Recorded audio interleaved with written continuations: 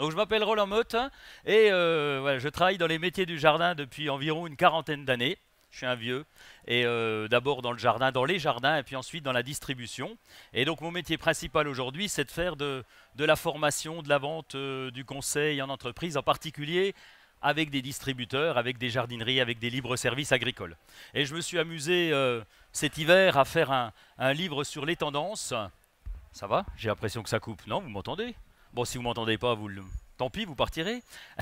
Un livre sur les tendances de la distribution, un petit peu les trucs qui peuvent bouger. Alors, j'ai appelé ça, enfin, je voulais pas appeler ça les tendances, moi je voulais dire les trucs qui vont bastonner puis qui peuvent influencer notre commerce. Mais le gars du marketing m'a dit non, ça, tu vendras jamais rien, ça fait nul de dire les trucs qui bastonnent. Donc tu vas dire les tendances, c'est bien, ça fait mieux. C'est pareil que pour une plante. Quand une plante est moche, on dit elle est graphique. Ça vous évite de dire qu'elle est moche et puis ça donne un terme plus sympathique, ça colle mieux. Alors pourquoi avoir fait une réflexion en tout cas là-dessus, c'est de se dire, il y a un paradoxe dans le métier du jardin, c'est que tout le monde parle jardin, tout le monde a envie de petites fleurs, de petits oiseaux, de s'allonger dans l'herbe tendre, etc. Et je vous en passe, et des meilleurs. Par contre, notre marché, on l'entend un petit peu quand on traverse le salon, c'est pas top. Il y en a qui font la gueule, le chiffre d'affaires est pas forcément présent, pas vous, hein, mais les autres là-bas en bas, il paraît que ça va pas trop bien, qui disent en tout cas. Et donc pourquoi il y a un paradoxe?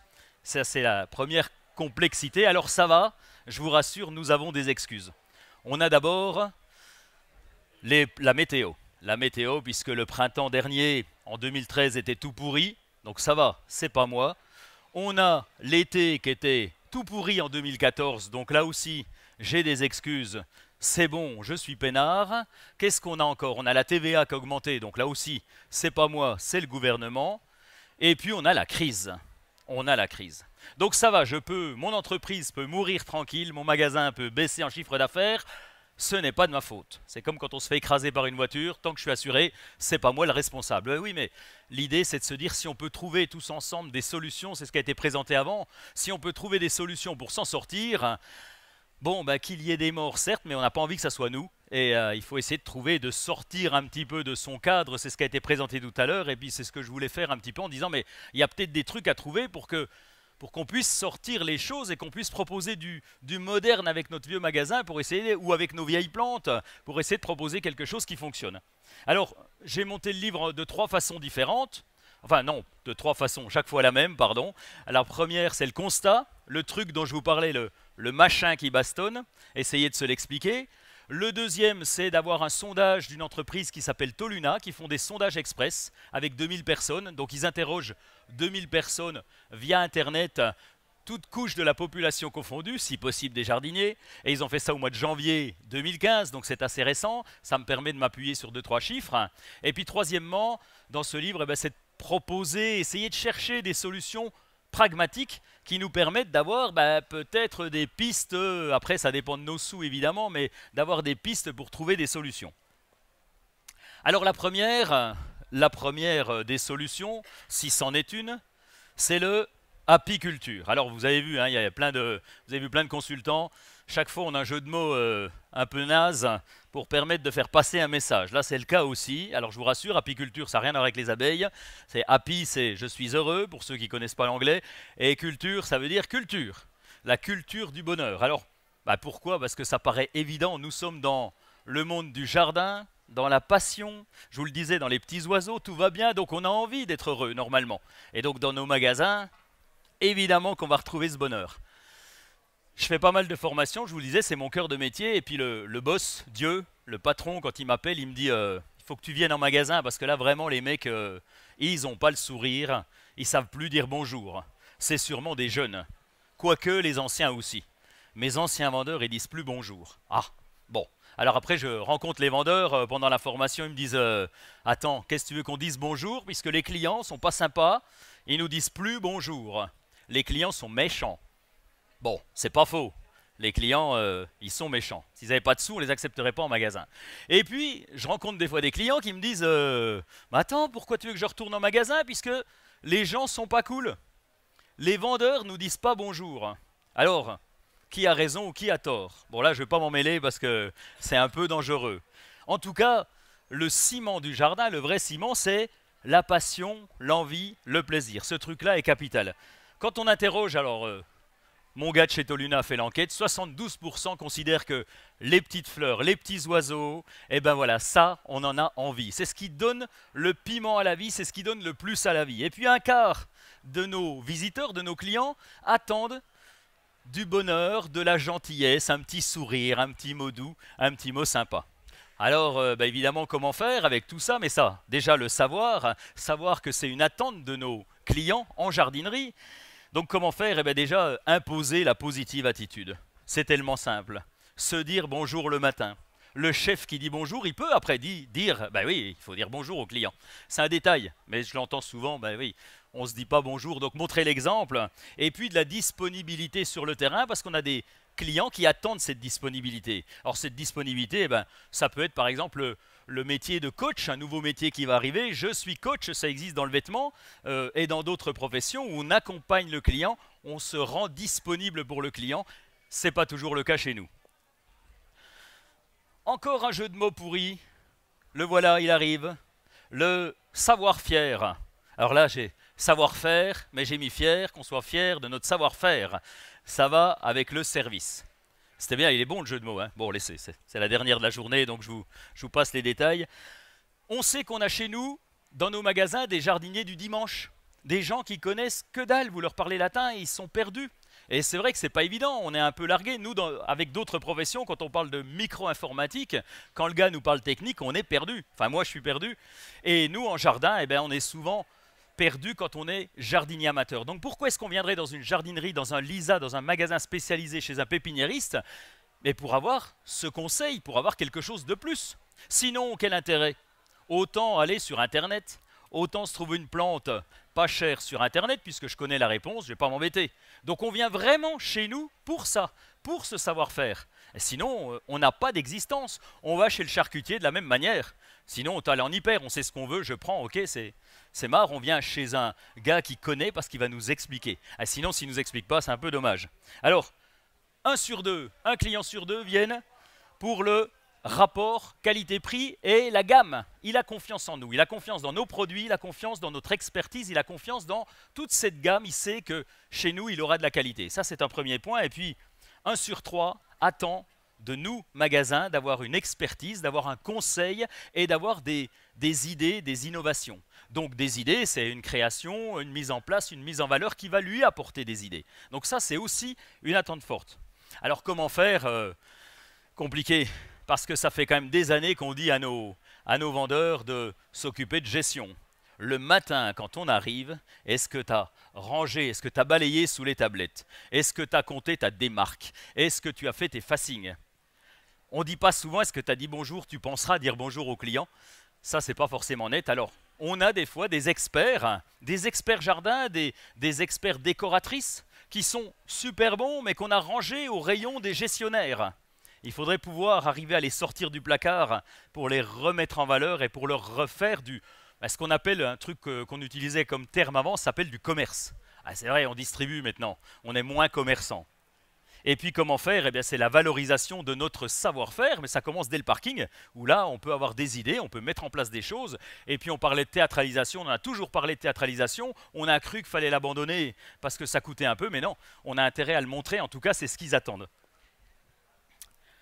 Bon, ça va avec le service. Je vous ai parlé de service tout à l'heure, mais voilà, j'y suis. Le service, ça aussi, c'est une tendance qui va se développer, puisque le magasin est fait pour ça. Sinon, encore une fois, autant aller sur Internet. Et les services vont être le complément pour apporter justement ce savoir-faire. Vous connaissez tous, je pense, l'hôtel Benjamin à New York. Oui, je suis bête de poser la question. Vous connaissez l'hôtel Benjamin à New York? Oui, bon, ça va. Devant vos réponses effrénées, je continue. C'est bien, madame, mais il ne faut pas dire non. Je vais continuer. L'hôtel Benjamin à New York, vous allez là-bas, c'est un hôtel normal comme les autres, mais seulement à l'accueil, on vous dit, voilà, il y a 12 oreillers différents pour les installer pour votre conjoint et pour réduire son ronflement. Et je sais de quoi je parle, ça peut être très gênant, le ronflement de certains.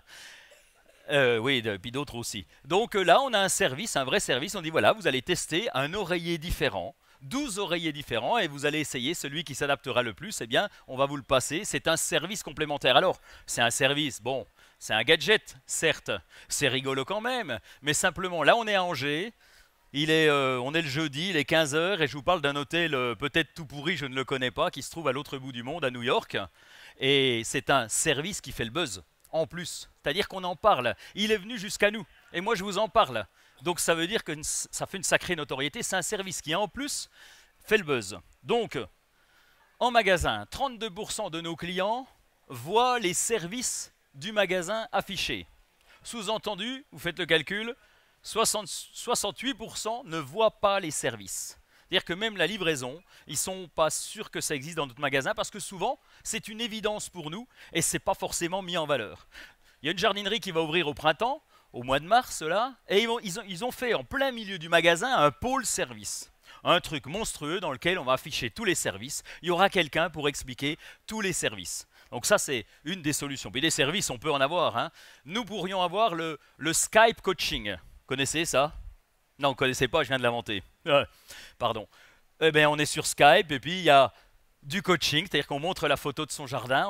On va voir le gars qui est en face de nous qui va nous Skype coacher. Vous pourrez avoir aussi un autre service qu'on pourrait inventer, c'est l'abonnement anniversaire. Bon, vous savez qu'on zappe toujours la Saint-Valentin ou l'anniversaire de votre maîtresse, enfin je parle pour ces messieurs évidemment, ou ces dames d'ailleurs. Enfin bref, on zappe toujours une date importante. Là, on vient en début d'année, on donne la liste, toute la liste des anniversaires, l'adresse et puis le magasin pour nous. Ben, va pouvoir envoyer ça, on aura notre abonnement à payer et allez, vous n'oublierez plus la Saint-Valentin. Ça c'est une bonne chose.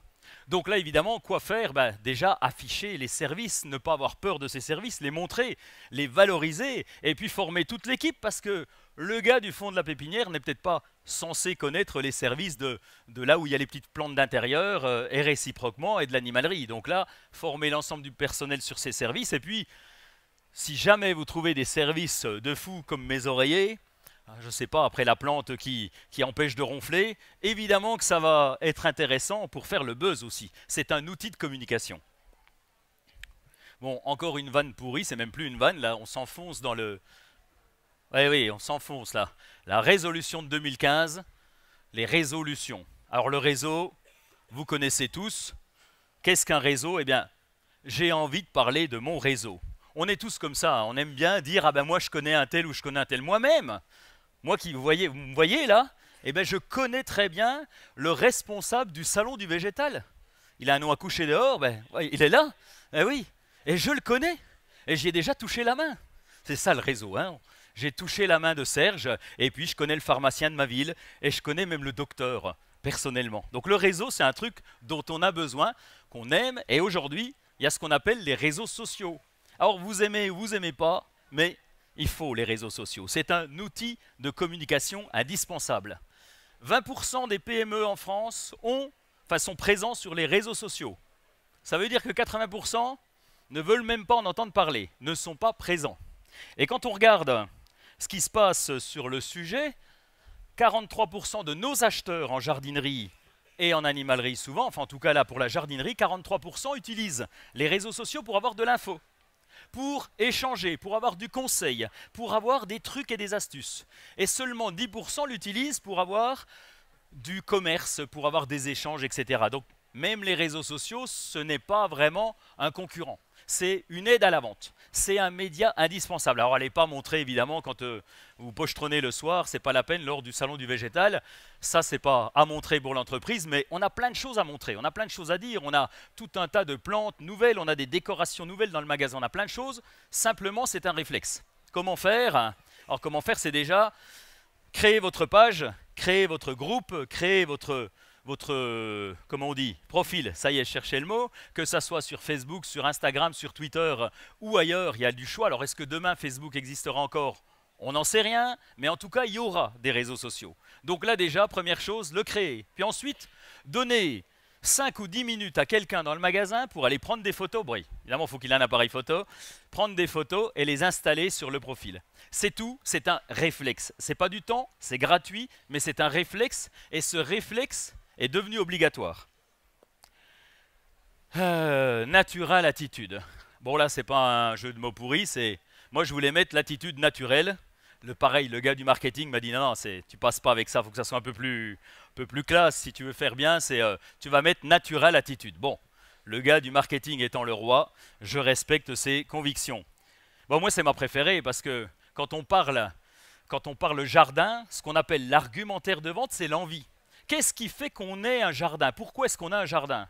Je vous l'ai déjà dit, je me répète, mais c'est normal, c'est mon âge. C'est pour les petites fleurs, c'est pour le parfum, c'est pour s'allonger dans l'herbe, c'est pour le goût, c'est pour tout le plaisir que nous procure le jardin. C'est pas pour faire des trous et pour planter des fruitiers.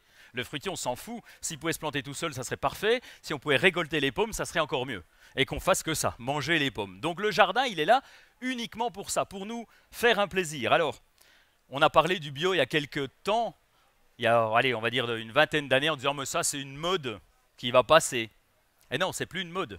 C'est une vraie lame de fond. C'est-à-dire qu'on n'est pas, j'ai pas dit qu'on était tous intégristes, mais on pense tous à la nature, à l'environnement et à notre avenir. Ça, c'est une évidence. Plus on a de pollution, et plus on va aller vers le jardin et vers la nature. Et plus on a de béton, et plus on va vouloir des plantes. Vous savez, c'est le principe du balancier, de l'horloge, de la grande horloge comtoise qui va d'un côté ou d'un autre. Et plus ça va d'un côté, et plus on a envie de l'autre. Alors, espérons qu'il reste coincé dans le côté bio et qu'on ait de plus en plus de plantes dans notre environnement. Alors au jardin, on a évidemment une image positive là-dessus, puisqu'on est en plein cœur du truc, nous. Mais c'est nous, les vrais bio du monde, dans le monde. C'est nous. Il y a des banques bio. Je ne sais pas comment ils se débrouillent, mais ils sont banques bio. Ben oui, mais nous, on est dans le jardin et on est en plein dedans. Donc là, on a une vraie légitimité, autant en profiter. 95% de nos clients aimeraient récolter, manger leurs fruits et légumes. Ils adorent ça. Pas étonnant que le potager se développe, ils ont envie de ça.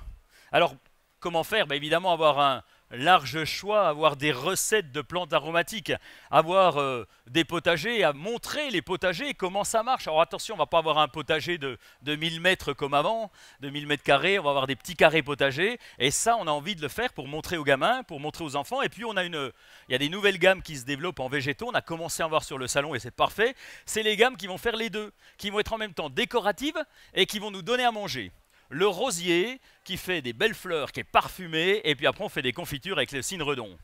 Vous avez une plante toute pourrie là qu'on vendait, ça s'appelle le cognacier du Japon. Bon, vous ne devez pas connaître. Non, bon, vous n'êtes pas dans le végétal, d'accord. Bon. Ah, j'ai entendu deux aussi. Le cognacier du Japon. Ça fait des belles fleurs qui durent une semaine. Il pleut dessus, ça y est, c'est fini. Après, tu as des épines comme ça. Ça pique de partout, oui, mais après, il y a des fruits. Et avec les fruits, on fait de la gelée. Et ça, c'est un vrai intérêt. Il va y avoir une gamme de cornouillers qui va nous arriver, qui font... Ah oui, c'est vrai, j'en ai déjà goûté. Ah, c'est pas moi qui l'a fait, mais j'ai déjà goûté. Des cornouillers avec des fruits gros comme ça, et qui vont se récolter. Donc on va avoir cette gamme qui va aller du décor jusqu'à la bouche, jusqu'au goût, et bon, jusqu'au parfum, ça on le savait. Jard Digital, c'est pour le magasin Figital. En 1900, je retombe, là j'étais dans le produit parce que ça me plaît plus et puis il faut bien aller dans les nouvelles technologies parce que c'est notre avenir. En 1990, les premiers sites internet ont vu le jour. La vente en ligne, vous avez déjà entendu parler de la vente en ligne? Ben oui, on peut tout trouver sur internet. Et en 1990, les experts, les grands experts, les dieux de la distribution nous disaient mais demain, le magasin c'est fini. C'est terminé. On ne peut pas lutter contre Internet. Vous vous rendez compte? Un site Internet, c'est ouvert 7 jours sur 7, 24 heures sur 24. Vous livrez tout ce que vous voulez à domicile. Google a mis des drones en place. Donc maintenant, le drone va nous livrer le tuya devant la porte du bonheur. Qu'est-ce que vous voulez faire là contre? Et en plus, c'est moins cher. Donc normalement, les magasins physiques, c'est mort. Vous n'existez plus. Bah, heureusement, on est 25 ans après. Il y a toujours des magasins physiques qui sont là et qui sont bien là. Pourquoi? Parce que le jardin, on a envie de le toucher, on revient à l'argumentaire, on a envie du goût, on a envie de la passion, c'est une passion qu'on a envie de partager. Donc il faut bien qu'il y ait un dialogue à un moment pour raconter ça, il faut qu'il y ait des plantes qu'on puisse toucher, qu'on puisse apprécier, sentir, et ça, pour l'instant du moins, ce n'est pas le cas sur Internet. Donc on va avoir envie de se retrouver avec ce magasin physique, mais il va falloir qu'il fasse un lien avec le digital, impératif. Évidemment, on aura ce qu'on appelle le showrooming. Le showrooming, c'est quoi? C'est je vais visiter le magasin, je prends tous les renseignements nécessaires et puis après je vais acheter sur Internet. Ouais, c'est pas normal. Ouais, mais ça existait déjà. Moi qui suis plus vieux que vous, j'ai connu ça dans le temps. On allait dans la jardinerie récupérer les infos, puis après on allait acheter sa bouillie bordelaise dans l'hypermarché du coin parce qu'on grattait 4 sous. Donc ça a toujours existé, ça on ne peut pas l'éviter. Il n'empêche que je resterai fidèle à celui qui m'a donné le conseil. Dans notre sondage, 62% des gens qui font leurs courses, qui viennent dans notre jardinerie, sont allés sur le site internet du magasin ou de l'enseigne avant. 62%, donc ça fait quand même du monde. Hein. Et puis 16% des moins de 35 ans utilisent leur portable pendant les courses. Alors c'est important, le portable il est juste là, au bout de la main, il est greffé, et puis pour l'instant c'est 16%, mais rassurez-vous, ça va augmenter. Vous aussi, vous allez prendre votre portable, vous allez aller sur les QR codes, vous allez regarder ce qui se passe et vous allez utiliser votre portable. Alors comment faire avec tout ça? Comment est-ce qu'on va aller du physique au digital? Eh bien d'abord, avoir le Wi-Fi en magasin. Mais ça, je ne vous embête pas avec ça parce que vous devez tous l'avoir. Le Wi-Fi en magasin à destination des clients. Wi-Fi libre. Bon, ça va, vous l'avez. Ensuite, demain, tous nos vendeurs et tous nos clients, ben, ils auront la tablette pour aller voir un petit peu ce qui se passe. Mais ça, vous l'avez déjà. Et puis on aura le M-couponing, pardon. Donc on aura nos petits coupons d'achat qui viendront directement sur le portable. Et il y a même des applis qui existent aujourd'hui. On va pouvoir jouer dans le magasin. Je télécharge l'appli gratuite de mon magasin et j'aurai un petit jeu. Il faudrait que j'aille courir après le client mystère qui se cache quelque part. J'aurai les indices sur mon portable et si je le trouve, j'aurai des bons d'achat. Bon, je vous l'accorde, on n'est pas encore là. Alors évidemment, ça va coûter de l'argent. Bien sûr, parce que là on parle d'investissement, là on n'est plus dans les petits trucs qu'on rajoute comme ça, non, c'est pas de la théorie, c'est de la pratique, il va falloir concrètement ajouter du digital et ce digital a un coût. Alors c'est une première question, mais on peut inverser la question en se disant si on ne fait pas ça, si on n'investit pas dans le digital, est-ce qu'on ne va pas se faire larguer par Internet? Donc demain, il est clair qu'avec les nouvelles technologies qui vont à vitesse grand V, demain, on sera obligé d'avoir un magasin Figital qui intègre toutes les technologies Internet. C'est déjà le cas chez Kiabi. Quand vous prenez un habit, tac, tout de suite, ça fait un like sur Facebook. Donc ça, on aura ça, ça va avancer, c'est pas pour tout de suite. Le hobby farming. Bon, ça, c'est pas un jeu de mots pourris, hein, c'est le hobby farming. Oui, d'accord. Alors, ça, j'aurais rien dit, c'était pareil. Donc en fait, c'est quoi le hobby farming? C'est qu'on veut se rapprocher de la ferme. On a tous eu des grands-parents, des arrière-grands-parents qui étaient paysans. Vous vous rappelez tous de ça? Non, vous êtes trop jeunes. Mais on allait en vacances à la ferme. On allait voir les poules, les lapins. On allait ramasser les fraises avec la grand-mère. Et ça nous manque. On en a envie. On a envie de retrouver ce côté ferme, les poules, les petits lapins, les machins, etc. Et puis le potager, et puis partager le potager avec les voisins. Mais bon, on veut plus se prendre la tête. Pas question d'avoir un troupeau de vaches dans le jardin. On n'a plus que 1000 mètres, donc ça ne va pas le faire. Donc on voudrait bien quelque chose qui nous rappelle la ferme, mais qui soit sympathique. Ça s'appelle le hobby farming. Et là, évidemment, ça nous rappelle des valeurs de souvenirs, des valeurs de terroir, des valeurs de racines, et puis d'autres valeurs encore, c'est les valeurs du potager, et puis c'est le manger sain, le manger frais, le fait moi-même, c'est moi qui l'ai fait. Donc évidemment, ce potager, il va me rapprocher encore plus du hobby farming. 7% des clients interrogés sur les 2000 là, au mois de janvier, qui ont un jardin ou une terrasse, ont une poule. Alors je ne sais pas combien il y en a qui ont une terrasse et une poule en même temps. Là, ça ne doit pas être facile, mais bon, après, ça ne nous regarde pas. En attendant, 7% ont au moins une poule et 35% voudraient en avoir une. La poule, ça, on aimerait bien. Et puis, encore une fois, 95% qui veulent récolter les fruits et légumes. Alors, comment faire? Mais déjà, avoir un rayon poule, un rayon basse-cour. J'ai visité un salon, il y avait un poulailler avec des rideaux. Eh oui, des rideaux. Arrêtez de rire, c'est pas marrant. D'ailleurs, c'est pas rigolo du tout. Quand vous prenez le chien, Médor, vous vous rappelez de Médor, il y a 20 ans, il avait une chaîne comme ça, il avait... Pardon, je sais pas faire Médor, mais il avait une toute petite chaîne, il avait une niche pourrie, il avait un peu de paille, on lui donnait un peu de lait, de l'eau et des vieilles biscottes à manger. C'est tout ce qu'il avait. Mais aujourd'hui, en 20 ans, qu'est-ce qu'il a fait notre Médor? Mais c'est le kiki. Mais oui, Où qu'il est, Kiki? Mais Kiki, il est entre papa et maman. Il est dans le lit, Kiki. Mais oui, Kiki. Ah ben non, je le vois pas ailleurs. Hein. Et si je la mets, je le vois dans la niche, j'appelle la SPA. D'ailleurs, ce soir, Kiki couche dans le lit. Maman, il faudra qu'elle aille coucher ailleurs parce que Kiki n'aime pas bien quand maman est là. Donc, je suis obligé de m'adapter. Vous savez qu'il y a des comportementalistes pour chiens. Alors la poule, ça vous fait rire, mais dans 10 ans, elle aura rattrapé le chien. Il y aura des poules d'intérieur. Oui, oh, ça va. Jeu de mots à 2 balles, c'est bon. Hein. Bon, alors il y aura la poule et puis il y aura évidemment le poulailler connecté. Mais oui, vous aurez la GoPro, la caméra GoPro dans le poulailler. Et puis vous serez à New York à l'hôtel Benjamin, vous regarderez et vous aurez le coq en train de faire ses affaires en direct, en vidéo. Et puis vous aurez le renard qui arrive. Alors tout de suite, vous appuyez, vous irez sur Skype pour appeler votre voisin, pour lui dire, mais attention, ma poule se fait manger. Et le voisin ira en courant avec son drone directement pour tuer le lapin. Le renard, pardon. Bon, mais ça, c'est demain. Hein. Et puis bah, on aura évidemment les locations de tondeuses à 4 pattes. Ça va se développer parce que des tondeuses moutons, c'est en plein développement. Vous aurez bientôt dans la jardinerie, dans le parc, à la place du parking. Bêtement, avoir un parking, c'est nul. On aura les moutons qu'on pourra louer pour tondre une journée ou deux. Bon, le potager, ça nous rappelle les échanges. On a des salades qu'on va échanger avec le voisin contre des fraises. On a des haricots qu'on va échanger contre quelques patates. Et oui, voilà, ça s'appelle le collaboratif. On va partager, on va échanger. Ça s'appelle aussi la solidarité. On le connaît parce que c'est les restos du cœur, c'est quoi encore, le Téléthon. Et donc ça existe. Ça a toujours existé en France. Dans le temps, on appelait ça le système D. Tu penses, si on peut éviter de payer un truc, on ne va pas se gêner. Donc on va échanger entre nous, on va trouver des combines.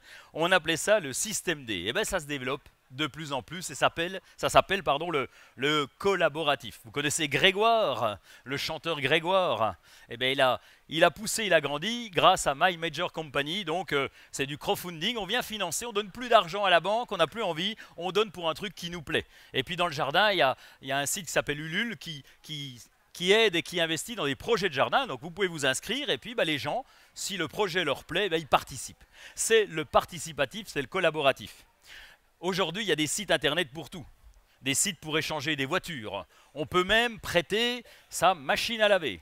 Et puis, tiens, ma belle veste Dior qui est là. Je crois que c'est Dior, hein, n'est-ce pas? Oui, c'est normal, je fais des conférences, tout ça, donc ça ramène de l'argent. Hein, les gars du salon du végétal? Ouais. Bon, on en reparlera. Eh bien, ma veste Dior, je vous la prête pour le prochain mariage. Je vous donne 10 €, vous la prenez, vous serez quitte de l'acheter. Bon, si elle vous va, bien sûr. Donc ça, c'est aussi le collaboratif. 48% de nos clients sont intéressés par cet échange. Ils sont prêts à échanger. Alors évidemment, ça peut faire peur parce qu'on se dit « qu'est-ce qu'on devient, nous, si jamais on se met à échanger les choses? Est-ce qu'on va encore pouvoir vendre ?» Eh bien, on va faire comme les copains, qui s'appellent Ikea ou Decathlon, qui se sont appropriés le système de collaboratif, qui propose des échanges à l'intérieur du magasin. Et puis, je vous parlais d'une jardinerie qui va ouvrir au printemps. Elle va ouvrir avec un club. Avec un jardin d'une part, dans lequel on pourra aller travailler, comprendre, et il y aura des petits... Enfin, il y aura le club, et dans ce club, on va partager. En fait, l'idée, c'est de se dire, mais quitte à ce qu'on soit dans le collaboratif, puisqu'il existe, eh bien, pourquoi ne pas nous en emparer? Et puis, évidemment, je serai plus content de venir dans ce magasin qui provoque et qui nous propose le collaboratif, plutôt que d'aller dans un autre qui ne le propose pas. Donc, ça fait aussi partie des petites idées. Alors, c'est un peu long à mettre en place, il faut trouver le petit vendeur qui a envie de faire ça, qui est passionné par le jardin, par le potager, etc., qui va entretenir le jardin, parce qu'un jardin, c'est un coût. Ça se désherbe, ça se tond, ça se plante, mais ça fait partie de ces solutions. Et puis, évidemment, la location. Là, on a intérêt à le développer. Un scarificateur. Il y en a qui vendent des scarificateurs. Vous avez déjà acheté un scarificateur? On s'en sert 2 fois dans l'année. Et pourquoi je ne le prêterai pas aux copains? Ça paraît logique. Donc, est-ce qu'on vendra les scarificateurs en individuel ou carrément à un lotissement? Ça, on peut se poser la question. Bon, puis je termine avec le plus important, le plus beau, le décor végétal. Qu'est-ce qu'une plante? Une plante, c'est un bout d'un kit. La plante, elle est intéressante que lorsqu'elle est dans un décor. Dans une compo, elle est beaucoup plus belle. Et puis un jardin, c'est quoi? C'est un ensemble de plantes qu'il faut savoir associer. Alors, pour savoir associer des plantes, eh bien, il faut un savoir-faire, c'est nous, il faut même un service, c'est nous aussi. On est capable de proposer des idées. Si on pense à notre jardinier du dimanche, ben, qui n'y connaît rien, il ne va pas savoir associer pourquoi le rhodo à côté du noisetier, est-ce que ça va coller? Oui, non, j'aime bien. J'aimerais bien que quelqu'un me dise si ça peut fonctionner ou pas. C'est un peu comme le vin, puisque la motivation d'achat du jardin, je ne vais pas y revenir, je vous l'ai déjà dit, c'est pour le beau, pour le plaisir, pour la sensualité, pour le côté sensoriel. Le vin, c'est pareil. Bon, à part quelques frimeurs qui vont nous sortir le nom du vin, ce qu'on aime bien dans le vin, c'est que ça nous caresse les papilles. Si ça nous fait plaisir, là, ça va. Alors, le décor végétal, c'est important. On parle du coup de cœur. 51% de nos clients achètent une plante parce qu'il y a le coup de cœur. Ils n'achètent pas parce qu'il y a un pot noir et qu'elle est toute déplumée dans le temps. Encore une fois, vous n'étiez pas né. Ils venaient avec leur liste à l'automne. Bonjour, je veux 3 gynériums. Enfin non, 3 bouleaux, un gynérium, un forsythia, une haie de thuya. Ils s'en foutaient que le forsythia soit en racine nue ou moche. Maintenant, non, ils savent plus ce que c'est. Ils veulent une plante fleurie, jaune, et ils l'achètent pendant 15 jours dans l'année. Sinon, c'est un truc vert et ils ne trouvent pas ça beau. Alors le décor végétal, évidemment que c'est important parce que c'est un tout. La plante n'est qu'un bout de ce décor. Autant que je vous prévienne tout de suite, et j'en suis désolé, mais le vendeur pépinière, c'est fini. Il est mort. La pépinière, rien que le nom, la pépinière, vous imaginez? Madame Chaupier qui vient visiter, elle va dans la pépinière. Mais c'est quoi? Moi, j'ai qu'un jardin. Je ne sais pas ce que veut dire une pépinière. Donc ça, c'est déjà mort. Et puis demain, alors rassurez-vous, ils ne vont pas mourir, les vendeurs pépinières, mais ils deviendront sans doute des coachs d'extérieur. Parce qu'il va falloir bien sûr qu'on connaisse les plantes d'extérieur, pour le jardin en tout cas, mais il faut qu'on connaisse les pots, il faut qu'on sache aménager une terrasse, il faut qu'on ait cet ensemble. On ne peut plus se réclamer de la pépinière, on ne peut plus dire, ben voilà, le forsythia pousse à 3 mètres, on le taille au printemps, ok, il va dans tel type de sol, mais ça c'est bien, mais non, on veut une ambiance, on veut un décor. Donc notre boulot demain, ça sera de vendre une ambiance et un ensemble. Bon alors évidemment, ça c'est un peu les tendances, et puis on a après le client. Alors le client, pardon, il y a le client de demain, le client d'aujourd'hui et puis l'ambiance client. Est-ce qu'on est adapté à nos clients? Est-ce qu'on peut s'adapter à nos clients? Le Jones, déjà. Le Jones, je sais de quoi je parle aussi. Il considère que le jardin, c'est un truc de vieux. On est un petit peu ringard dans le jardin, c'est vrai. Hein, on avait l'image ringarde. On avait l'image du mec qui est en côte, qui a les cheveux blancs. Bon, ça, c'est normal. Merci, monsieur. On a les bottes, la côte et on parle labeur. Mais c'est fini, on n'a plus envie de parler ça. Je rejoins le décor végétal. On a envie de parler bonheur et puis plaisir. Et puis le langage que veulent entendre les jeunes, c'est quelque chose de plus rassurant, de plus facile et de tout de suite. On est dans l'ère du rapide, donc il faut que ça pousse tout de suite, il faut que ça nous fasse plaisir tout de suite. Alors ça va peut-être déboucher sur des plantes sans problème, sans maladie, qui se posent, qui s'installent et qui vont vivre toutes seules sans que j'ai trop d'entretien, sans que j'ai trop d'arrosage.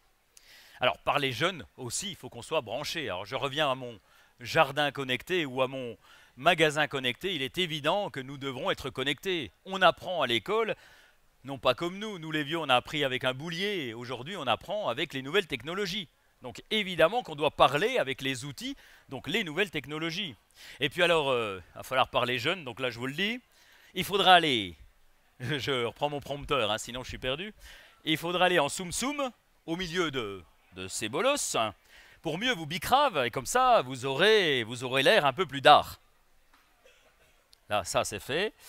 Alors, bon la traduction je vous la donnerai hors antenne, hein, ça veut dire qu'il faut aller en sous-marin, rencontrer tous ces mecs-là, et ce bicrave, c'est se vendre, et vous serez un peu plus d'art, vous serez extra fort, extraordinaire. Enfin, le français évolue, quoi. Bon, heureusement, il y a les vieux, c'est notre public. Ah, ça va, les jeunes, vous pouvez sortir, les moins de 35, les moins de 35 ans, hein, puisqu'on est vieux après, rappelez-vous.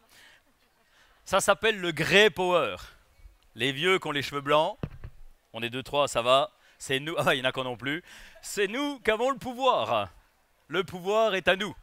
Et puis il y en a, hein, des vieux. Il y en a tout un tas. On appelle ça les 50 nuances de Grey Power. Ben oui, elle était facile aussi celle-là. Eh oui, le vieux, il a quoi? Le senior, pardon, faut plus dire le vieux. Oh là là. Le senior. Le gars mûr. Et la dame mûre, ils ont quoi? Ils ont de l'argent, souvent. Pas toujours, mais souvent. Ils ont du temps. et ils ont la forme. Alors attention, parce qu'ils font pas que du jardin. Du coup, quand on a tout ça, il y a de la concurrence, il y a les voyages, il y a quoi encore? Il y a, je l'ai noté, je vais vous lire, Internet, oui, parce qu'il est sur Internet. Il va même dans les clubs de rencontres. Qu'est-ce qu'on va devenir, hein? L'ancien va aussi dans les clubs de rencontres. Donc il va utiliser sa forme, pas forcément dans le jardin. Donc là, pour qu'il soit bien avec nous, on a intérêt à s'adapter. Il faut qu'on lui donne du temps, il faut qu'on lui consacre du temps. Il faut qu'il soit en sécurité, sécurité dans ses achats. Il faut qu'il ait de la facilité. Et il faut qu'il y ait une relation. Donc il faut qu'on ait un vendeur qui soit là pour l'accompagner. Je reviens à mon coaching végétal, mais ça va être important parce que pour nos seniors, c'est capital pour lui. Or, comment faire? Eh bien, il va falloir, je ne vous ai pas dit, 40% des gens interrogés se disent « Mais non, ce n'est pas un truc de vieux, le jardin. C'est un truc pour tout le monde. » Moi, je pensais qu'il y aurait 90%. 90% nous auraient dit « C'est un truc de vieux. » Mais non, ce n'est pas le cas. Nous considérons que le jardin, c'est un truc un peu pour tout le monde. Tant mieux, ça rassure. Alors, comment faire? Évidemment, il va falloir qu'on ait des vendeurs rassurants, qu'on ait des vendeurs disponibles et puis qu'on ait ces fameux services. Les anciens, ils veulent aussi des services, ils veulent être accompagnés. Bon, puis je termine avec la tendance forte. Mesdames, le jardin, tadada, c'est vous. Oui, parce que le jardin, c'est quoi? C'est le décor, la santé, la sensualité. Bref, le jardin, c'est que féminin. C'est pas un truc de mec. Si, je plaisante, mais quand même, c'est très féminin. Les acheteuses sont à 73% des femmes. Ça veut dire que demain, on a déjà la physionomie de nos magasins. Ça sera comment? Eh bien, les vendeurs, ça sera forcément des hommes pour séduire les filles. Donc, messieurs, vous serez tous vendeurs. Et par contre, à la direction, pour prendre les orientations, ça sera forcément des femmes. Eh oui. Donc là, attendez-vous, messieurs, à devenir vendeurs pépinières. Alors, comme ça n'existe plus, vous êtes peinards. Voilà, puis 58% des femmes attendent des idées, des mises en scène. On est encore dans la même logique. Bon, alors comment faire? Évidemment, il faut trouver des animations qui soient très féminines, qui soient portées là-dessus. Il existe la Ladies Night en magasin, donc une soirée consacrée aux femmes. Et bien ça aussi, c'est un outil qui va nous servir. Et puis, les tendances, être branché sur les tendances, être déco, être mode, être branché sur les couleurs. On a des couleurs qui sont là-haut, qui sont hors. Est-ce qu'on y va? Ben oui, on peut y aller, pourquoi pas? Parce qu'il faut séduire les filles. Et puis, rassurez-vous, hein, messieurs, dans le temps, vous allez vous féminiser, messieurs. Il faut vous rassurer. Donc vous allez peut-être prendre un petit peu du pouvoir à ces filles qui demain auront tout le pouvoir. Dans le temps, il y a 20 ans, quand on se faisait la bise entre mecs, ils nous lançaient des conteneurs, les gens. Ils nous lançaient des tuyas à la figure. Alors qu'aujourd'hui, c'est devenu normal. Dans un club de sport, on se fait tous la bise. Normal, c'est logique. Et puis, messieurs, rassurez-vous, déjà en Corée du Sud, eh bien, on se maquille. Un mec, il a toujours avec lui sa petite trousse de maquillage, ce qui me semble normal. Donc, messieurs, rassurez-vous, vous allez reprendre un petit peu de pouvoir parce que vous allez vous féminiser. Ne me remerciez pas, surtout. Ouais. Bon, ça veut dire que demain, on a un vrai potentiel. Vous savez, les nouvelles technologies évoluent à une vitesse vertigineuse. C'est un truc de fou. Je lisais l'autre jour un reportage sur la greffe de tête. Dans 2 ans, on sera capable de greffer une tête à quelqu'un. Moi, ça m'arrange. Mais bon, après, il faudrait greffer le corps aussi. Ah bon, il y a un boulot. Hein. Là, faudrait renaître l'idéal. Mais bon, ça va être possible. Alors, ça veut dire que là, c'est toute une technologie qui va se mettre en place. Sur l'ère d'Internet, on n'est qu'au début. On va avoir des beacons en magasin qui vont nous capter, qui vont capter ce client qui passe par son téléphone portable et on va le repérer, on va le reconnaître. Demain, on parle de clienteling. Le clienteling, en marketing, c'est dire que le client, c'est une cible. C'est un mec sur lequel, un mec ou une nana sur lequel on va y prendre ses sous. Mais demain, c'est fini ce temps-là, parce que le client sera un garçon et une jeune fille ou un couple sympathique qu'on a envie de faire venir dans notre magasin pour l'accompagner dans la démarche. Demain, les jardineries, ça sera différent, c'est qu'on va raconter l'histoire du jardin, raconter l'histoire de la nature et puis accompagner notre client dans une vraie démarche. Si on veut exister demain, ça veut dire qu'on sera des vrais Disneyland Paris du jardin. Il faudra qu'il y ait une vraie aventure et une vraie vie, une histoire à raconter en magasin. Et ça, c'est votre challenge de demain. Moi, je serai en retraite, donc tout ira bien. Merci. Et puis, bonne fin de salon.